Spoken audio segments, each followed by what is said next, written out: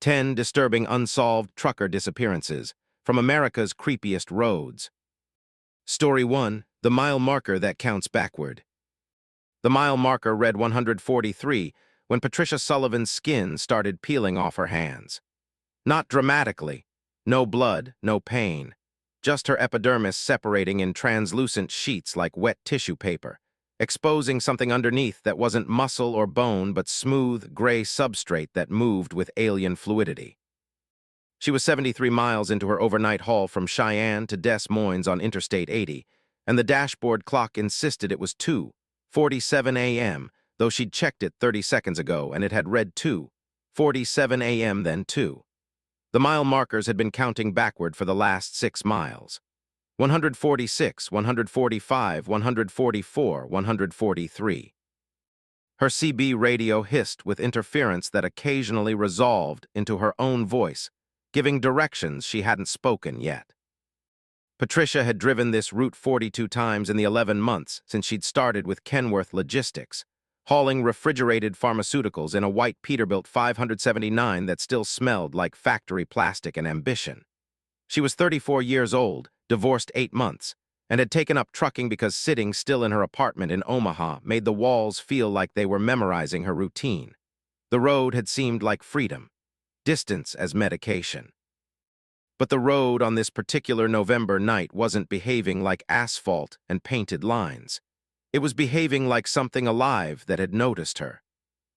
Mile marker 142 appeared in her headlights, and Patricia felt her jaw unhinge, the joints separating with a wet click, before snapping back into place. The sensation left her gasping, hands trembling on the steering wheel, which felt warmer than it should, almost body temperature. Her phone showed no signal, which wasn't unusual in this stretch of Wyoming emptiness, but the screen also showed 2:47 a.m. in glowing numbers that pulsed in rhythm with her heartbeat. She'd left the truck stop in Pine Bluffs at 1:15 a.m. She should have covered more than 73 miles by now. The math didn't work. Breaker 19, anyone got ears on? Her voice crackled through the CB, competing with static that sounded increasingly like whispered counting, backward counting. 47, 46, 45. No response except her own words echoing back 3 seconds delayed. Breaker 19, anyone got ears on? But the voice wasn't quite right. The inflection was hers, but there was something else underneath, a harmonic frequency that made her teeth ache. Mile marker 141. The skin on her forearms was translucent now, and beneath it she could see not veins, but what looked like circuitry, bioluminescent threads pulsing with cold blue light. Patricia pulled at the synthetic flesh, and it came away easily, painlessly, revealing more of the gray substrate underneath. It wasn't metal. It wasn't organic. It was something else, something that her mind couldn't properly categorize, which made her stomach lurch with existential nausea. She was becoming something else, or had always been something else, or would be something else. The tense felt negotiable suddenly, like time was a direction she could face or turn away from. The road ahead split. Not a fork or an exit, the actual highway divided into 2 identical ribbons of asphalt, both marked as I-80 West, both lined with the same white reflectors and yellow dashes. Patricia's training said this was impossible. Her eyes said it was happening. She aimed for the left split because it felt fractionally more real, though she couldn't articulate why. The truck responded to her steering, but the trailer behind her groaned with shifting weight, despite the pharmaceutical cargo being properly secured with 14 load bars she'd checked personally 3 hours ago. 3 hours ago or 3 minutes ago. Time was becoming unreliable. Mile marker 140. Her reflection in the driver's side window showed someone older or younger or sideways somehow, a face that was hers but worn by different years. The eyes were wrong. Too many pupils or pupils that flickered between numbers. 2, then 4, then 1, then 6, settling on 3 arranged in a triangle pattern. Patricia screamed, and the sound that came out was harmonic, mathematical, a frequency that made the windshield crack in a perfect spiral pattern emanating from the center. The CB erupted with voices, dozens of them, all hers, all slightly different. Turn back at mile marker 139, one said. Don't stop at mile marker 139, another countered. Mile marker 139 is where you always stop, A third whispered with intimate certainty. You've stopped there 42 times before. You'll stop there 42 times again. The loop requires completion. Patricia's hands were entirely gray now. The synthetic skin pooled around her lap like shed snakeskin. The gray substance moved like clay, like liquid, reforming into fingers that were longer thaw. And they should be, with 7 joints instead of 3. Mile marker 139 appeared ahead, and next to it stood a figure, Patricia's figure, wearing her clothes, her face, her posture, but standing impossibly still in the freezing Wyoming wind that should have been moving hair, rustling fabric. The standing Patricia raised one hand, a hand still covered in human skin, and pointed west. The same direction Patricia was already traveling. The same direction she'd always be traveling. Patricia slammed the brakes, but the truck didn't slow. The speedometer showed 65 miles per hour, but the sensation was of acceleration, of building momentum toward something inevitable. The brake pedal went to the floor with no resistance, as if the hydraulic lines had been replaced with empty space. She yanked the steering wheel right, toward the shoulder, and the truck veered, but the road veered with it, keeping her centered in the lane like a train on rails. The Jake brake engaged on its own, that distinctive diesel stutter roar, but still no deceleration. Motion had become mandatory. Mile marker 138. The figure was behind her now, visible in the passenger side mirror, running at truck speed with inhuman grace, wearing Patricia's face but with that same gray substrate showing through cracks in its cheeks. Its mouth opened, and Patricia heard her own voice through the CB. You can't go back because you never left. The route is circular. The mile markers count down because you're approaching 0, and 0 is where the road eats itself. The pharmaceutical cargo began screaming. Not alarms, screaming. Human voices in agony, dozens of them muffled by the insulated reefer walls. Patricia checked the manifest on her phone, but the text kept rewriting itself. Insulin becoming identity suspension, antibiotics becoming antibody reconstitution, vaccines becoming vectored consciousness transfer. The shipping origin changed with each refresh. Cheyenne, then blank, then Consensus Reality Maintenance Facility Zulu 7, then a string of coordinates that placed the location inside her own skull. Mile marker 137. Patricia's legs were fusing together below the knee, the gray substance flowing and merging into a single pillar that nevertheless operated the pedals with fluid precision. She was still driving. Some part of her that wasn't entirely her anymore knew the route, had always known the route, would always know the route. The CB transmitted her voice in chorus now, 42 versions speaking in rounds like a horrifying cannon. I took this job in January. I took this job in February. I took this job in every month, every year, every iteration. The route requires a driver. The driver requires a route. The loop requires completion. The sky outside was wrong. Not night black, but absence black, the kind of darkness that suggested the universe had been selectively deleted above Wyoming, leaving only the road and the truck and the counting backward mile markers. Stars appeared occasionally, but they were green and arranged in numbers. 136, 135, 134, counting down in bioluminescent constellations. Patricia tried to remember her daughter's name. She had a daughter, age 9, lived with her father in Lincoln. But the information kept slipping away, replaced by cargo manifests and delivery schedules and the growing certainty that she'd never had a daughter, had never had a life outside the cab of this Peterbilt 579, had always been delivering something to nowhere via a route that had no destination. Mile marker 136. The speedometer began counting backward too. 64, 63, 62. The truck was decelerating now, but not because of her brakes, because the road was ending. Not a physical end, the asphalt continued indefinitely into that star-deleted darkness, but a conceptual end, a place where forward motion became meaningless. Patricia's torso was gray now, her ribs visible beneath the translucent substrate as geometric shapes that interlocked impossibly like Escher drawings given flesh. She could see her heart, but it wasn't pumping blood. It was pumping numbers.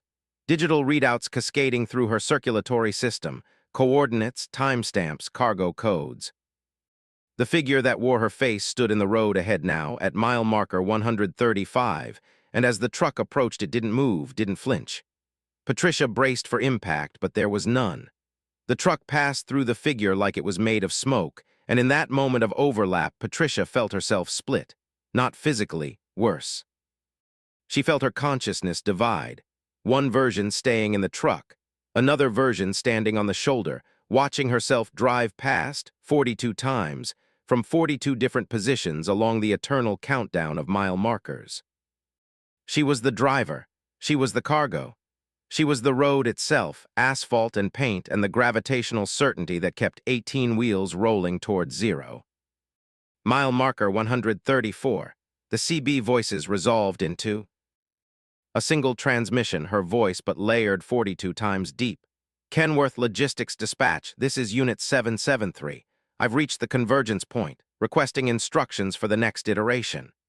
A response came immediately, a voice that might have been human once but had been processed through too many frequencies. Unit 773, continue to mile marker 0. Cargo delivery is self-referential. You are the delivery. You have always been the delivery. Patricia tried to open the door to jump from the cab, but her gray substance body was fused to the seat now, or had become the seat had always been part of her anatomy. The distinction was dissolving. She watched her hands, now completely reformed into something neither human nor mechanical but a disturbing hybrid, continue to operate the steering wheel with practiced efficiency. Muscle memory that wasn't muscles. Memory that wasn't hers. Mile marker 133.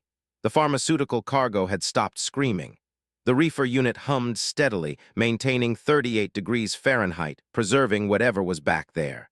Patricia knew suddenly, with horrible clarity, that she'd never loaded cargo in Cheyenne. The cargo had loaded itself.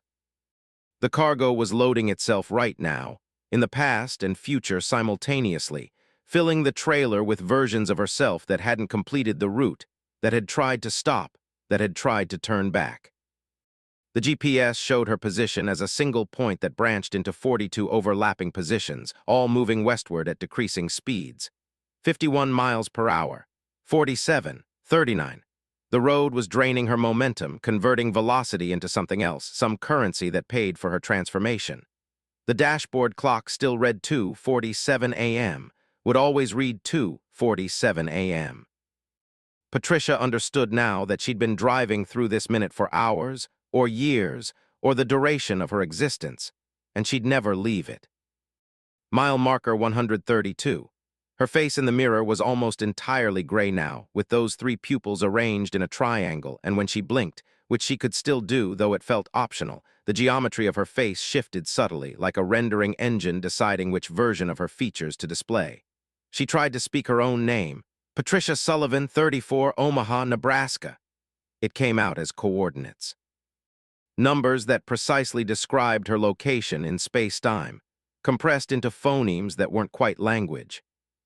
The figures appeared alongside the road now. Dozens of them, all Patricia, all gray, all standing at their respective mile markers, watching her pass, pointing westward with those two long fingers. Some were more transformed than others. One had wheels instead of legs, another's torso was a reefer unit, a third was just a consciousness housed in a mile marker itself, green numbers glowing with awareness. These were her future or her past. The route didn't distinguish.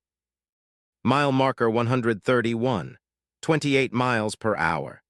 The deceleration was approaching asymptotic.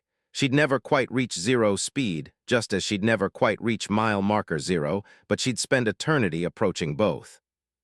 Patricia felt her mind fracture into parallel processes. One still human, terrified, desperate for this to end. Another accepting, understanding that the route required completion and completion required transformation.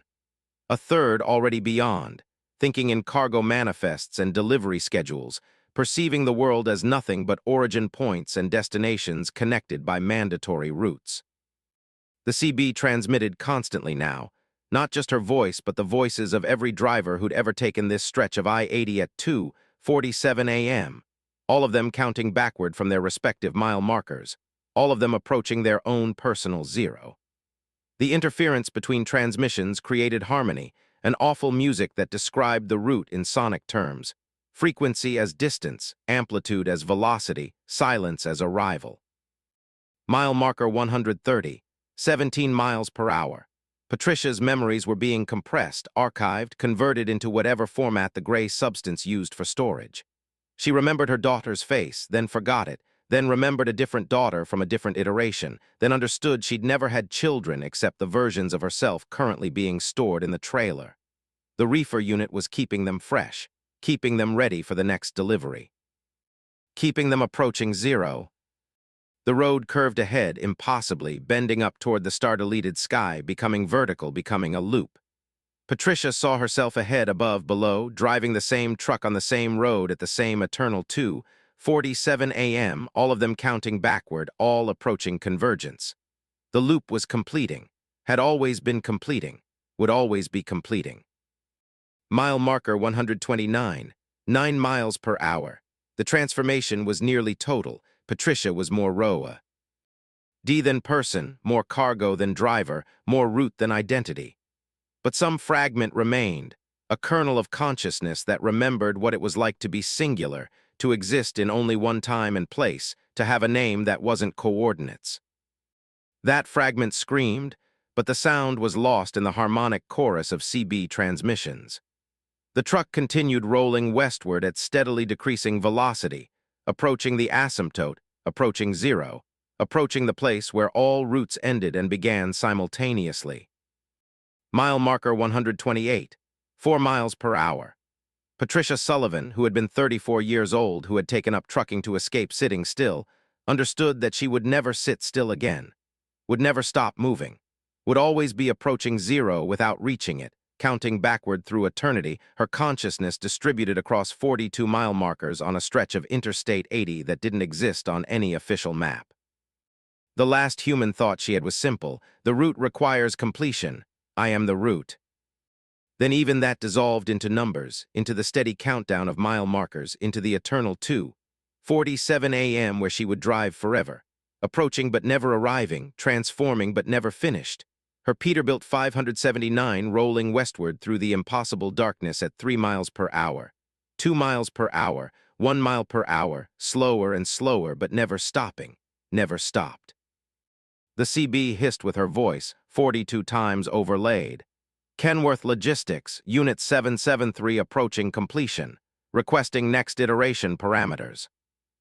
Mile marker 127 appeared in her headlights, glowing green like all the others, and Patricia Sullivan, or what she had become, rolled past it at 0.9 miles per hour, still counting backward, still approaching zero, still becoming. The route required a driver. The driver required a route. The loop required completion. And completion, Patricia understood in the final dissolution of her identity, was just another word for continuation. Mile marker 126. The transformation continued, would always continue, was always continuing. The road counted backward. The clock stayed frozen. And somewhere in Omaha, Nebraska, in an apartment that grew emptier by the hour, mail piled up addressed to a woman who had left 11 months ago to start driving, who would never stop driving, who had become the very thing she'd sought to escape. Motion without progress, distance without destination, freedom that looked exactly like forever. Story 2, the rest stop with no exit. Marcus Chen's coffee had been steaming hot when he pulled into the rest stop 37 minutes ago. Now it was frozen solid in the cup holder, ice crystals forming geometric patterns that looked like screaming faces. The temperature gauge on his 2019 Freightliner Cascadia still read 72 degrees Fahrenheit. His breath was visible. His fingers were turning blue. And when he tried the driver's door again, the 14th attempt, the handle twisted uselessly, disconnected from any actual mechanism, a prop door on a prop truck in what was increasingly feeling like a prop reality. The rest stop was off Interstate 40 in northern Texas, 6 miles west of Amarillo, according to the weathered sign he'd passed before pulling in. That was 37 minutes ago, or possibly years, or possibly no time at all, because his phone insisted it was 11:23 p.m. on July 18th, and that's exactly what it had said when he'd first parked. The seconds didn't advance. The battery life stayed at 47%. The voicemail notification from his husband David was frozen mid-download. The progress bar stuck at 68%, and Marcus had listened to the same truncated syllable of David's voice. Mark. 23 times trying to will the rest of the message into existence. The rest stop parking lot contained 17 other vehicles. Marcus had counted. Twice.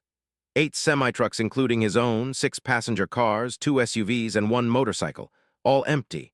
All with their engines off but their parking lights still glowing in the Texas darkness. Not abandoned, too organized for that. The vehicles were parked in designated spaces with mechanical precision, as if they'd all arrived at the exact same moment and decided collectively to stop forever. No tire marks on the asphalt, no oil stains, just perfect maintained emptiness. Marcus had been driving for Cascade Freight for 9 years, hauling electronics from manufacturing plants in Shenzhen to distribution centers across the American Southwest. He was 41 years old, married 13 years, and had developed a comfortable routine that insulated him from the loneliness of long-haul trucking, audiobooks during the drive, video calls with David at designated rest stops, meticulous logs that made his life feel documented and therefore real. This rest stop had seemed like any other. Clean bathrooms, vending machines, a dog walking area and closed by split-rail fence. He needed to urinate and stretch his legs, standard procedure. Life as usual, except the usual had broken. The rest stop building was 30 feet from his truck. White concrete block construction, flat roof, 2 entrances marked restrooms with blue wheelchair symbols, 1 large window with the blinds closed. Light glowed behind the blinds, fluorescent and steady. Marcus had walked to that building. He remembered walking, remembered his boots on the asphalt, remembered pulling the door handle, but he couldn't remember what happened next. There was a gap. A blank space in his memory between reaching for the door and finding himself back in his truck. Frozen coffee beside him. 37 minutes erased or skipped or replaced with something his mind couldn't process. He tried the CB radio. Anyone monitoring Channel 19? This is Cascade Unit 427 at the rest stop mile marker, west of Amarillo. I've got a situation here. Static. Then his own voice, distorted and stretched like a tape played at wrong speed. Situation here, situation here, situation. The transmission repeated, decaying, becoming less human with each iteration until it was just tonal noise, a low-frequency pulse that made his molars ache. The parking lot lights hummed at a frequency Marcus could feel in his chest cavity. 60 hertz, the standard AC current in American electrical systems, but with harmonics underneath that suggested something else sharing the circuit. The lights themselves were wrong, too bright in some spectrums, too dark in others, creating shadows that didn't correspond to any visible object. Marcus saw his own shadow stretching toward the rest stop building, but it was moving independently, gesturing, possibly communicating with something in that illuminated structure. He tried the door again, 15th attempt. This time when he pulled the handle, it came off entirely, separating from the door with no resistance, just a chrome handle connected to nothing. Marcus stared at it in his blue-fingered hands. It was warm, body temperature, pulsing slightly with what felt like circulation. He dropped it, and it clattered onto the frozen coffee, where it began to melt through the ice, sinking like it was denser than metal should be. The other vehicles in the lot had their lights synchronized now, all 17 flashing in unison every 1.3 seconds. Marcus knew it was exactly 1.3 seconds because he'd counted, and his internal clock was still functioning even if external time had stopped. 1 Mississippi, 1.3 Mississippi. Flash, dark, a heartbeat, the parking lot breathing, and with each flash the vehicles had moved slightly closer to his truck, not driving, repositioning. Teleporting in tiny increments. The motorcycle was only 12 feet away now, though it had been parked at the far end of the lot 37 frozen minutes ago. Marcus climbed into the sleeper berth, or tried to. The space was smaller than it should be, the walls closer, the ceiling lower. His meticulously organized belongings were wrong. The photo of David on the shelf showed someone Marcus didn't recognize or recognized too well or had always known was wrong but never acknowledged. The man in the photo had David's smile but the wrong number of teeth, 34 instead of 32. Marcus knew this suddenly, without counting, the same way he knew his coffee had frozen at negative 40 degrees Fahrenheit despite the cab's temperature gauge reading 72. The rest stop building's lights flickered. Once, twice, 3 times, Morse code. Marcus tried to remember the patterns. He'd learned Morse in Boy Scouts a lifetime ago, but the sequence didn't match any alphabet he knew. The timing was mathematical, though. Prime numbers. 2 flickers, 3 flickers, 5 flickers, 7, 11, 13. The building was counting, or being counted. Marcus felt his own heartbeat synchronized to the pattern, his pulse becoming irregular, hitting beats at prime-numbered intervals. Checked his cargo manifest on the tablet mounted to his dash. The screen showed static, then cleared to display information that made his vision blur. Contents: 847 units of observer-class consciousness substrate. Origin: Dallas Consensus Node. Destination: Amarillo Integration Facility. Status: delivered. Marcus hadn't been to Dallas. His route was Laredo to Albuquerque, straight north on I-25, a detour onto I-40 only because of road construction. He'd never heard of observer-class anything. He'd never delivered consciousness. But the trailer behind him hummed with something that wasn't refrigeration, wasn't electricity, wasn't anything he could name. The sound was aware. That was the only word his mind could produce. The cargo was aware of him, had always been aware of him, was possibly more aware than he was, perceiving dimensions of reality Marcus couldn't access, recording his existence the way he recorded his logbook entries. The other vehicles were circling now. Slowly, silently, their parking lights creating a carousel of illumination. The motorcycle was 5 feet from his door, close enough that Marcus could see it wasn't a motorcycle anymore, or had never been one, or was becoming something else. The frame was melting, reforming, growing appendages that looked disturbingly biological. The chrome glistened like exposed muscle. The seat pulsed like an organ. Marcus tried his phone again. The screen showed his home number, his finger hovering over the call button, but when he pressed it, nothing happened.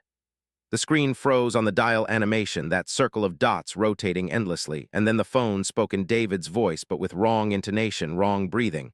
"Marcus, you were supposed to deliver the cargo. Why are you still at the rest stop? You've been there for 17 years. I've aged. Our daughter is in college. You missed everything. Why are you still at the rest stop?" They didn't have a daughter. Marcus and David had decided against children. This was objectively true. But the phone's photo gallery was suddenly full of images of a girl growing up, infant, toddler, child, teenager. And Marcus remembered her name was Sarah, remembered her birth at Presbyterian Hospital in Albuquerque, remembered pushing her on swings and attending her graduation and dropping her at college in Colorado. The memories were complete and detailed and utterly impossible, implanted or manifested or true in some timeline that was bleeding into his own. The rest stop building's door opened. No one came out, but the interior was visible now, and it wasn't a bathroom. It was a space much larger than the building's exterior dimensions could contain, stretching back into darkness that had depth and texture. Shapes moved in that darkness. Human-shaped or formerly human-shaped or aspiring to human shape without quite understanding the proportions. They were all frozen mid-gesture, like the rest stop itself existed in a permanent pause state. A single moment stretched across years. Marcus recognized one of the figures. Himself. Standing just inside the threshold, one hand reaching for the door he'd apparently never fully entered, his face locked in an expression of mild concern that would never resolve into any other emotion. The Marcus figure's eyes tracked toward the truck, toward the real Marcus, and blinked at prime-numbered intervals.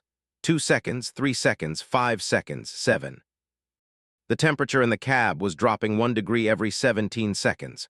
Marcus's breath was visible crystals now, his exhalations taking solid form and drifting toward the dash where they spelled words in frost. Deliver the cargo. Integrate the substrate. Become the observer. He tried to wipe the frost away, but it reformed instantly, the same message, and his fingers left smears that looked like screaming faces. All 17 vehicles were surrounding his truck now, pressed against the Freightliner from all sides, their metal bodies warping and flexing to maintain contact. Marcus felt the pressure through his seat, through the steering wheel, through the air itself, which was thickening into something more solid. The vehicles weren't vehicles anymore. They were shells, containers, like his trailer, like his body. All of them holding something that wanted out, or wanted in, or had transcended the distinction between interior and exterior. The CB transmitted again, but now it was multiple voices, a chorus of drivers. "I pulled into the rest stop in 2007 and can't leave. I pulled in during 1993 and I'm still here. I pulled in tomorrow and I'm still here yesterday. Time doesn't work. Space doesn't work. Only the cargo works. Only integration works. Only observation continues. Marcus recognized some of the voices, drivers he'd met at truck stops across the Southwest, drivers he'd exchanged nods with or shared coffee with or competed with for parking spaces. All of them here, all of them frozen, all of them integrated into whatever the rest stop was. His tablet showed new information. Integration Protocol 447, driver consciousness will be extracted and merged with observer substrate. Physical form will be maintained as monument warning. Vehicle will be added to peripheral containment array. Process is automatic and has already begun. Marcus looked at his hands. They were translucent now, like ice, like glass, like he was becoming less substantial. He could see the steering wheel through his palms. Could see his own bones, which weren't bones anymore but crystalline structures that pulsed with that same prime-numbered rhythm. He tried to scream, but his voice came out as data, as a stream of numbers that scrolled across his vision. Coordinates, timestamps, cargo codes, integration percentages. He was being converted, digitized, uploaded into whatever system ran the rest stop, his consciousness archived and processed and add. Dead to the observer substrate, he'd been unknowingly delivering for weeks or months or years. The rest stop building was closer now, or he was closer to it, or distance had stopped being relevant. The frozen Marcus figure in the doorway was moving, glacially slow, turning to face outward, and as it turned, Marcus saw the back of its head was open, hollowed out, containing nothing but more darkness and more figures, infinite recession of empty drivers in an empty building in an empty moment that had somehow become eternal. His truck's engine started on its own. The gauges came alive. The temperature reading dropped to absolute zero, then wrapped around to infinity, then settled on a number that Marcus's remaining human cognition couldn't process. The steering wheel turned, guided by his translucent hands, backing the truck deeper into the parking lot, into a space that had appeared between the other vehicles, a space that was exactly the right size for a Freightliner Cascadia, a space that had been waiting for him since before he was born. The parking lights flashed in unison. The CB transmitted in chorus. The building hummed its prime-numbered song.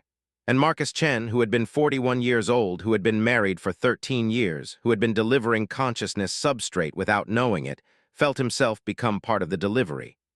Felt his awareness spread across the 17 vehicles, across the building, across the frozen moment that was the rest stop.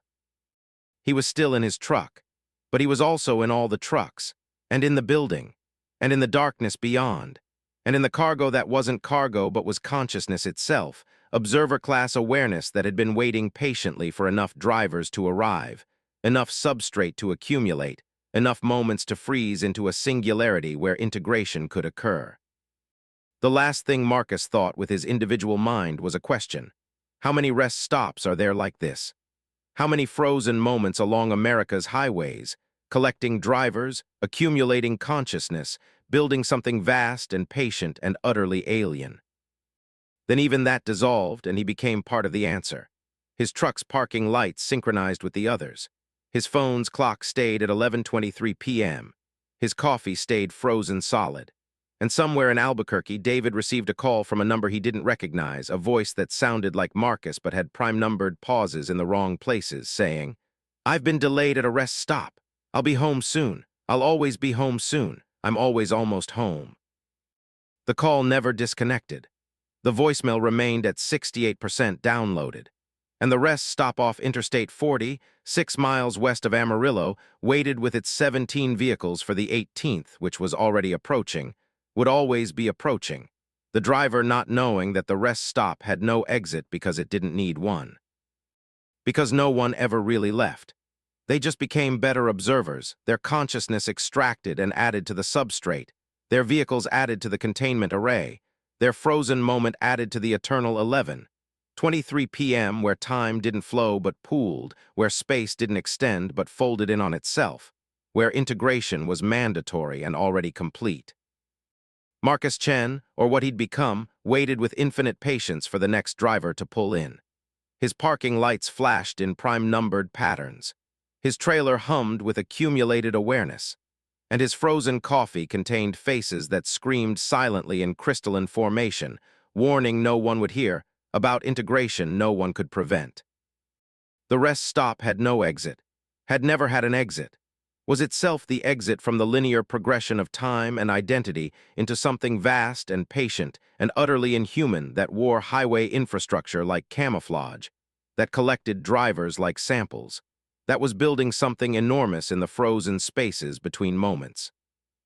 And Marcus, distributed across all of it, observed everything and understood nothing except that the route required completion, and completion looked exactly like forever. Story 3, the convoy that followed itself. Robert Hayes had been third in the convoy for approximately 400 miles when he noticed that the truck ahead of him, a blue Kenworth W900 with Montana plates and a distinctive dent on the passenger side sleeper panel, was his own truck. Same Kenworth W900, same Montana plates, same dent he'd gotten backing into a loading dock in Billings 3 weeks ago. He was following himself, had been following himself since Spokane. And the truck ahead of the truck he was following was also his truck. And the truck ahead of that, diminishing into the distance on this straight stretch of Washington State Route 26, was a chain of infinite Robert Hayes driving infinite identical Kenworths into the gathering dark. His CB crackled. "You're going to want to stop following your..." Self, his own voice coming from ahead. "It doesn't end well, it never ends well. I'm 17 trucks ahead and I've seen what happens at the front of the convoy. Turn back, take the next exit. Abandon the truck if you have to, don't be me, don't be us." Robert's hands tightened on the steering wheel. There was no next exit. Route 26 through this section was straight highway and wheat fields for 60 miles. He'd driven it dozens of times. Except when he checked his mirrors, there were trucks behind him too. His trucks, his Kenworths, stretching back toward Spokane in a line that disappeared over the horizon, all maintaining exactly 63 miles per hour, all keeping exactly 0.5 miles spacing. All driving themselves because Robert couldn't be in all of them simultaneously, which meant the Robert in Truck 3. His current position, the position he thought of as real, was not the only real one, or possibly not real at all, possibly just another iteration in an infinite chain of Robert Hayes who'd all made the same decision to take Route 26 instead of I-90, who'd all noticed they were following themselves too late to stop. The GPS showed his position as a line instead of a dot. A continuous smear of Robert Hayes-struck combinations stretching from Spokane to the town of Othello, Washington, which according to the map was 47 miles ahead, but which Robert had a growing suspicion didn't exist, had never existed, was just a destination that justified the route, a purpose that justified the convoy. He'd been hauling furniture, bedroom sets from a manufacturer in Coeur d'Alene to retailers in Portland. But when he'd last checked the manifest on his tablet, somewhere around mile marker 89, the cargo description had changed to temporal redundancy units with a delivery address that was just coordinates. 46, 8,292 degrees N, 119, 1,753 degrees W. Robert knew those coordinates. They were his current location. He was delivering himself to himself, had been since Spokane. Would be until Othello, assuming Othello was reachable, which the growing weight of evidence suggested it wasn't. The sky was wrong. Not sunset wrong or storm wrong, but iteration wrong. Robert could see multiple sunsets happening simultaneously, the sun at different positions on the horizon, setting over and over at fractionally different angles, creating a fan of light that made the wheat fields glow in bands of color that cycled from gold to red to purple to black. Time was fracturing. Each version of him in each truck was experiencing a slightly different moment, and all those moments were bleeding together like overexposed film. He tried his phone. The contact list showed one entry, Robert Hayes, this one. No wife, no dispatcher, no roadside assistance, just himself. He called the number. The phone ahead in the convoy truck 2, driven by another him, rang audibly through his windshield despite being 0.5 miles ahead. He heard himself answer, "Don't call me. I called you 400 miles ago and it made everything worse." The conversation loops. "We tell each other to turn back, but neither of us can because there's no back anymore. There's only forward, only the convoy, only us." Robert looked at his fuel gauge. 3/4 full, which was impossible because he'd started in Spokane at half a tank and hadn't stopped for fuel. But the gauge was rising slowly, predictably, as if the truck was generating its own diesel through some mechanism of repetition, each iteration contributing fuel, each Robert Hayes adding to the collective resource that kept the convoy moving. He'd never run out, could never run out. The convoy would continue indefinitely, self-sustaining, self-replicating. The furniture in his trailer shifted. He heard it through the soundproofing, scraping, reorganizing, multiplying. His load weight on the fifth wheel had been 18,000 pounds at loading. Now it read 34,000. Now 49,000. The trailer shouldn't be able to contain that much weight, but it was containing it, expanding somehow, or the furniture was compressing, or each piece was occupying multiple states simultaneously. Quantum bedroom sets stacked in probability waves rather than physical space. Ahead, Truck 2 began to shimmer.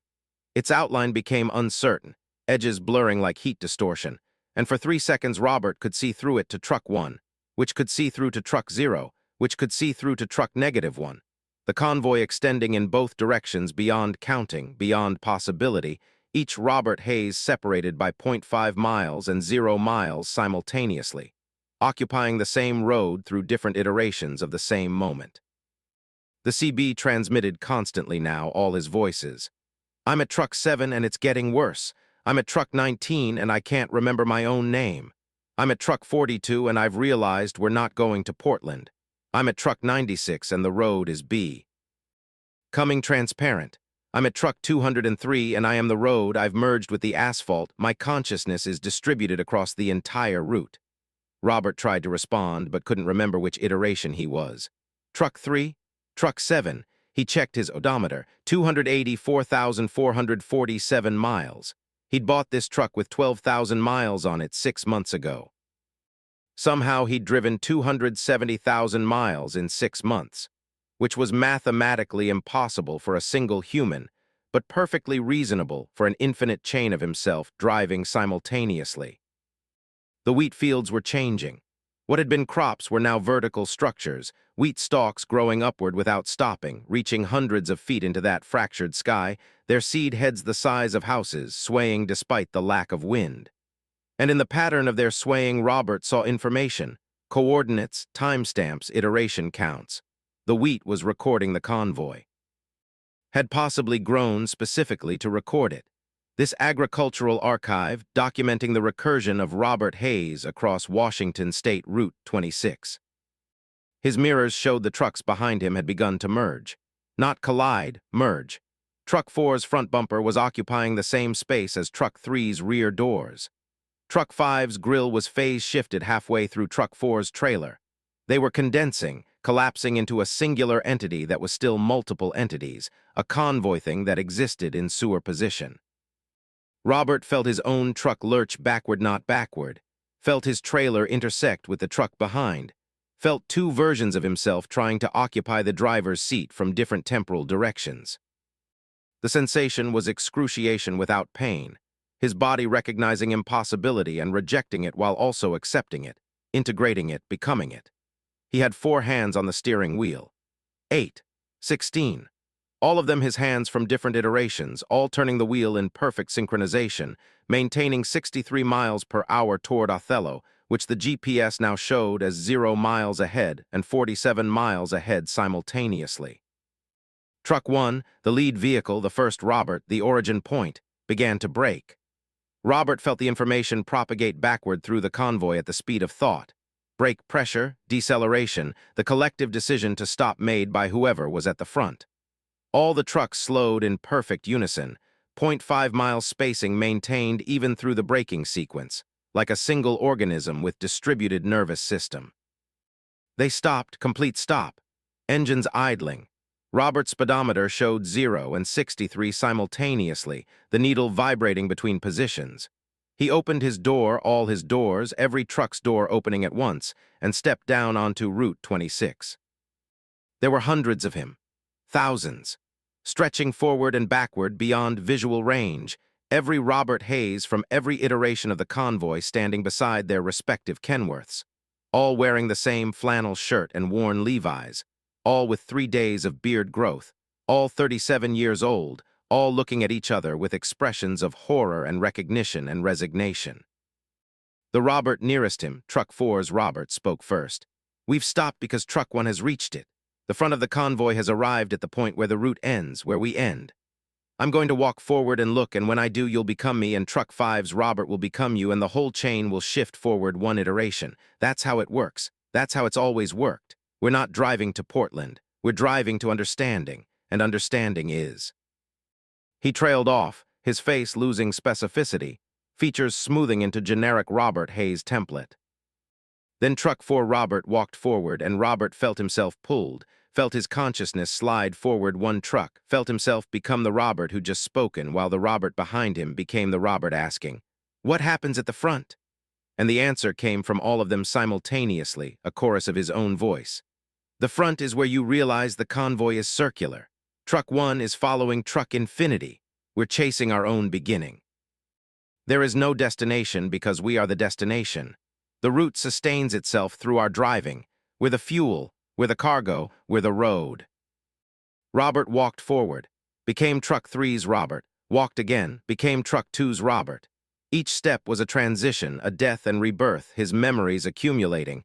He'd been Truck 4's Robert, he'd been Truck 9's Robert, he'd been Truck 57's Robert, each position with slightly different perspective on the same impossible situation. He was all of them, had always been all of them. Was becoming all of them simultaneously as the convoy condensed, collapsed, resolved into what it had always been. A single moment stretched across infinite iteration, a S. Ingle driver making an infinite journey, a single truck following itself forever. He reached Truck 1, the lead position, and saw what lay ahead. Truck 0, which was Truck Infinity, which was his own truck, the original Kenworth he'd bought 6 months ago, parked across both lanes with its driver's door open and its cab empty except for a manifest that read, "Complete," in letters that hurt to look at because they existed in too many dimensions. Robert understood. The convoy was a loop. He'd been driving in a circle across a straight road, following himself through iterations that were simultaneously sequential and instantaneous. Every time he'd driven Route 26, 47 times in 6 months. He'd added himself to the convoy, another Robert, another truck, building this chain of recursion until critical mass was reached and the loop became visible, became inescapable. Behind him, all the Roberts collapsed into a single Robert. Ahead of him, Truck 0 shimmered and became Truck 1, his truck, the one he'd been driving. He was at the beginning and the end simultaneously. He was the convoy, had always been the convoy. He climbed into Truck 1, started the engine, pulled forward.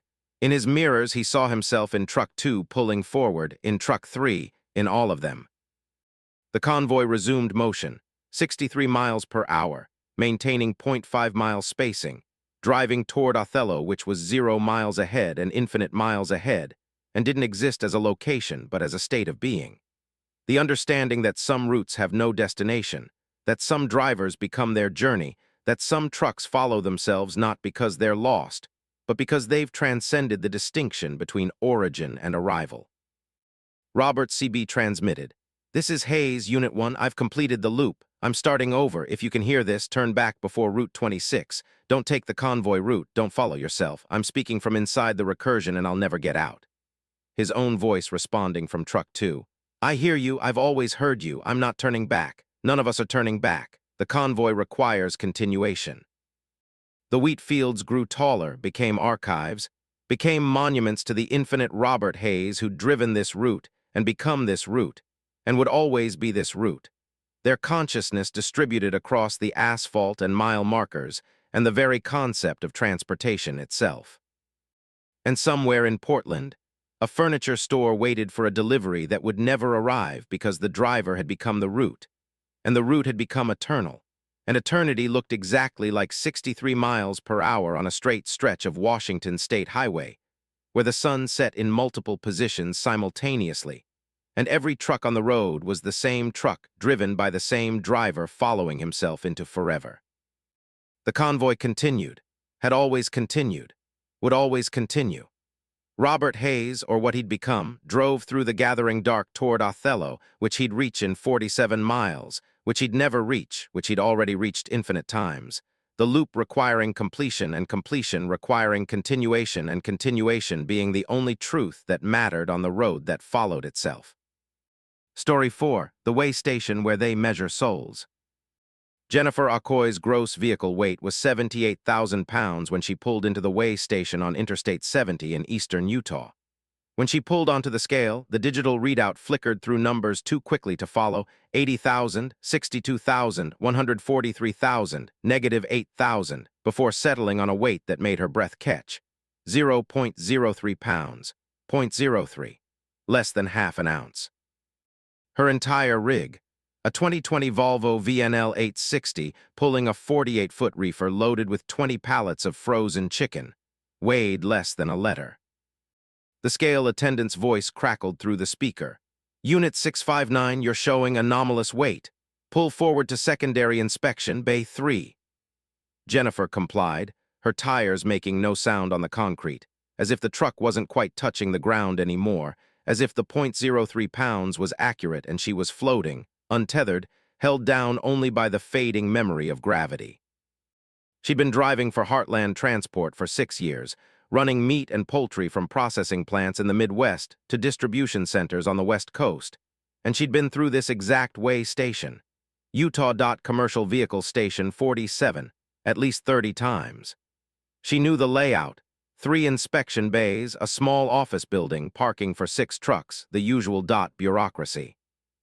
But as she rolled toward Bay 3, the facility seemed larger. The inspection bays extending deeper than the building's exterior dimensions should allow tunnel-like structures that descended into the earth at impose. Sybil angles. Bay 3's overhead door opened. Inside, instead of the usual mechanic's pit and inspection equipment, was a room made of something that wasn't concrete or metal but looked organic, textured like the interior of a throat. The walls pulsed subtly, rhythmically, matching Jennifer's heartbeat.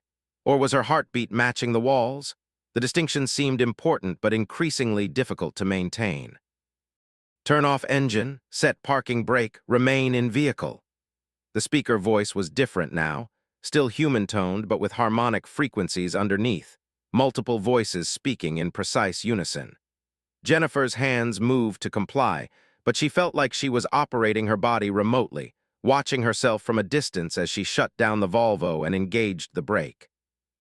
The interior lights dimmed, then brightened to a spectrum that didn't exist in normal space, colors between colors, shades that hurt her cognition. The inspection began without anyone visible performing it. Jennifer heard footsteps circling her truck, measured and deliberate, but saw no one in her mirrors.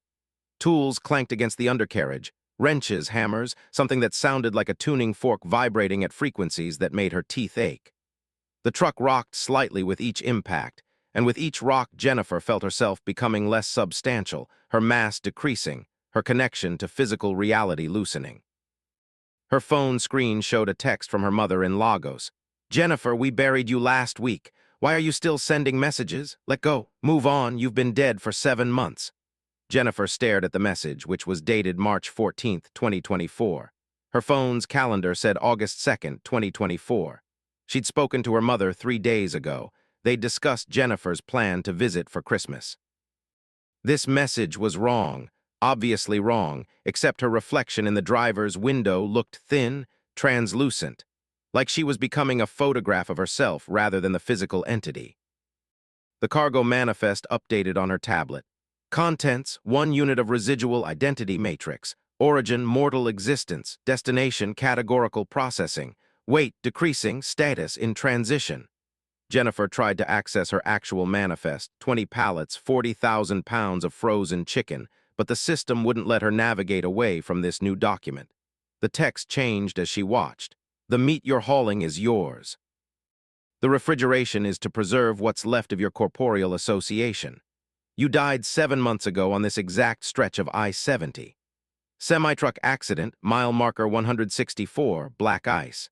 You've been driving your final route ever since, unable to accept cessation, your consciousness treating the road like a liminal space between life and whatever comes after."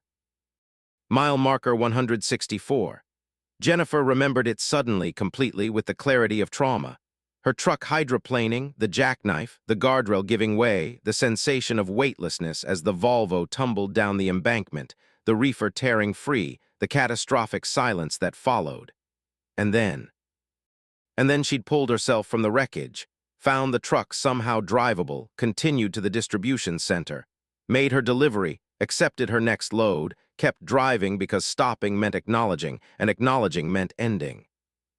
The inspection bay's walls contracted, shrinking around her truck, or her truck was expanding, or both were happening in a space where dimension had become negotiable.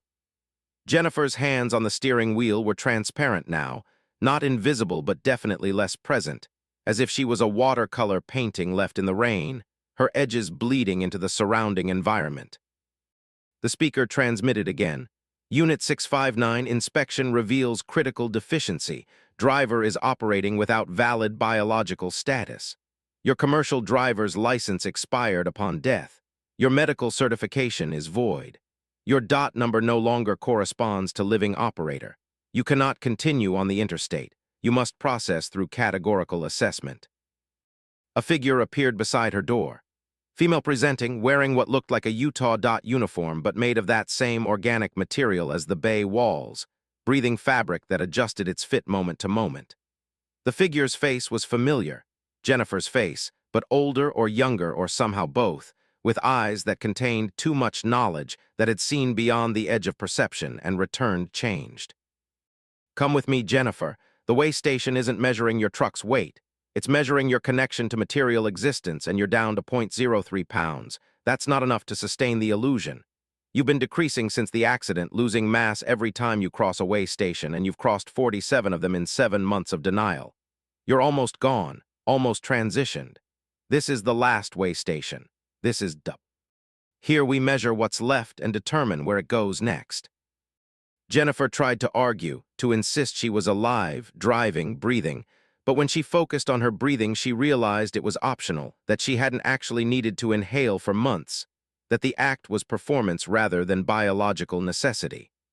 Her lungs were moving out of habit, not requirement.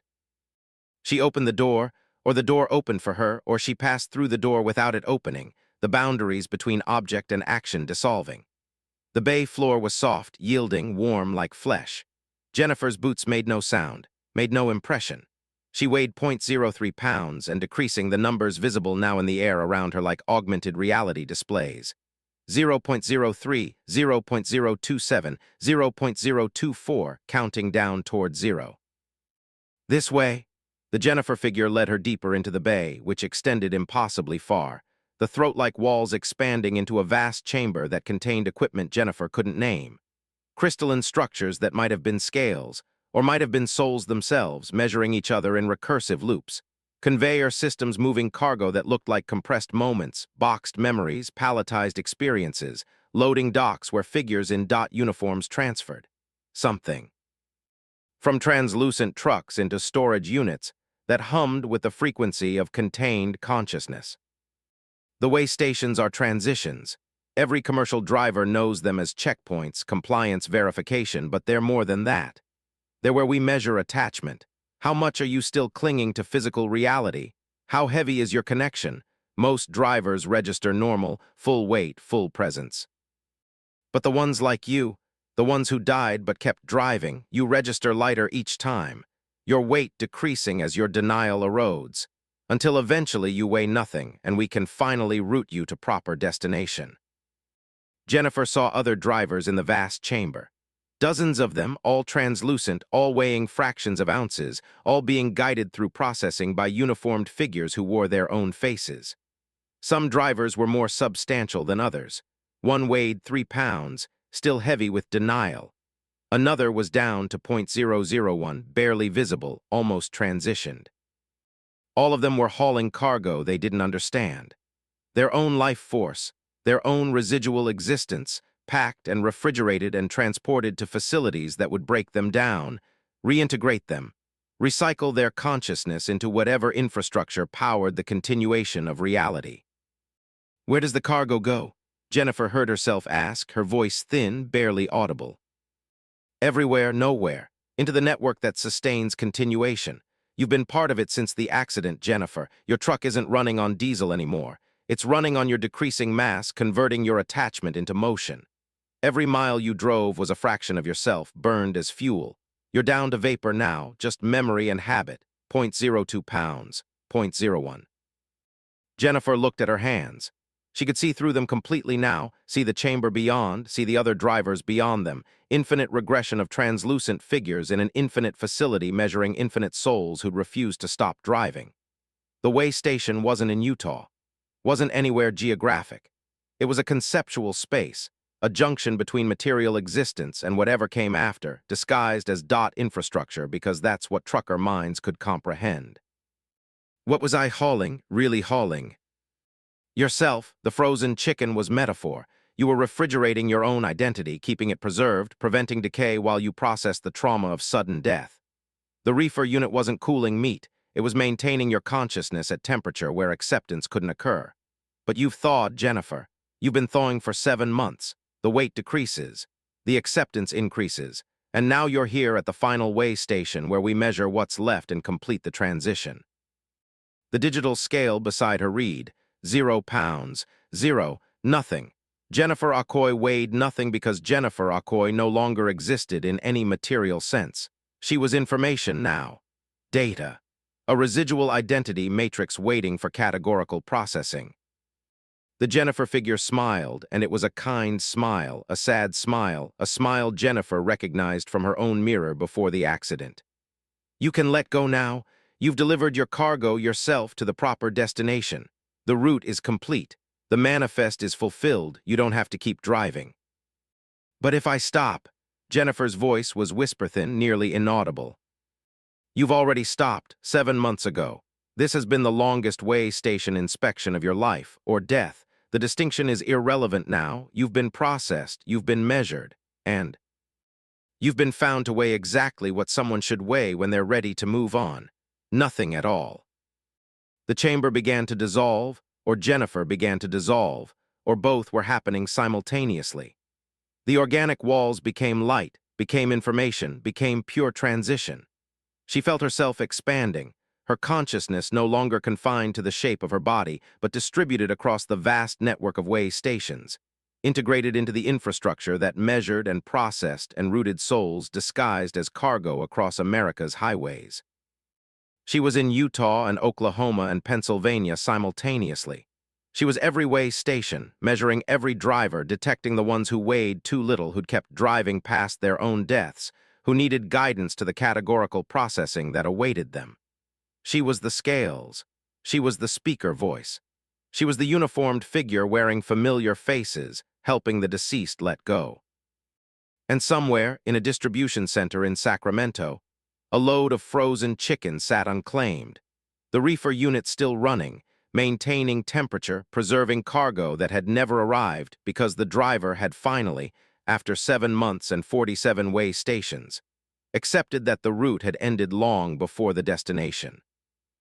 Jennifer Okoye weighed nothing, weighed everything, weighed the exact amount that consciousness weighs when it stops pretending to be flesh and accepts its transformation into something else. Something vast, something that measured souls at way stations and guided them home. The Volvo VNL 860 sat in Bay 3, empty, translucent, weighing 0.000001 pounds and decreasing. In another moment it would weigh nothing at all, would cease to exist, would join the fleet of ghost trucks that materialized briefly at way stations when another driver needed processing, physical props to ease the transition, familiar shapes to guide the dying into acceptance. And on Interstate 70, at mile marker 164 in eastern Utah, black ice formed despite the August heat, and would form every night forever, creating the conditions for another accident, another driver, another denial, another 7-month journey to the way station where they measured souls and called it compliance inspection, and helped the dead finally stop driving. The scale read 0. The inspection was complete. Jennifer Okoye had been weighed, measured, and processed. Her cargo had been delivered to categorical storage. Her route had ended exactly where it began, at the understanding that weight was attachment, and attachment was suffering, and the only way to stop suffering was to weigh nothing at all. The bay door closed. The way station returned to normal appearance just